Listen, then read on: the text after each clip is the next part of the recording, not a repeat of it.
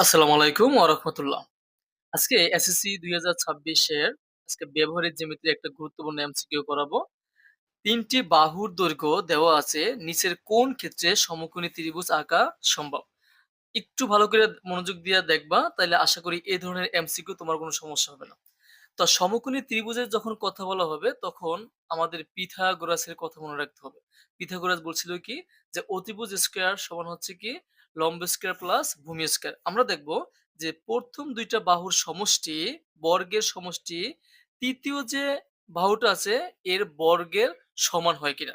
তাহলে এখন 3 কে স্কয়ার দিলে হয় 3 স্কয়ার প্লাস যদি 5 স্কয়ার দেই, তাহলে কিন্তু যোগ করলে 34 হয় এবং 7 কে স্কয়ার দিলে হয় ৪৯, যেটা কিন্তু সমান নয়। আবার 5k স্কয়ার প্লাস 7 স্কয়ার, তারপরে এখানে কত আসে? ৫ ৫ ২৫, ৭ ৭ ৪৯। যদি যোগ করি ৯ ৫ ১৪, ৪ হাতে আছে ১, ৪ আর ২ ৬ এর একে ৭ ৭৪। কারণ এখানে আছে কত? এখানে আছে 9 স্কয়ার। তো 9 স্কয়ার কত হয়? ৮১। এটা কিন্তু আমাদের মিলে নাই। মিলছে? এখন পরেরটা দেখি আমরা যে 4 স্কয়ারে হয় ১৬ প্লাস ৫ স্কয়ারে হয় 25। তাহলে এখানে দাঁড়াচ্ছে কত? স আ আ ৬ ৫ ১১ এর হাতে আছে ১, ২ এর একে ৩, ৩ এর একে ৪, ৪১। ৬ কে যদি আমরা স্কয়ার দেই, আমরা কিন্তু ৪১ পাই না, ৩৬ পাই। তাহলে এটাও কিন্তু মিলে নাই। পরেরটা দেখি, ৬ কে স্কয়ার দিলে হয় ৩৬ প্লাস ৮ কে স্কয়ার দিলে হয় ৬৪।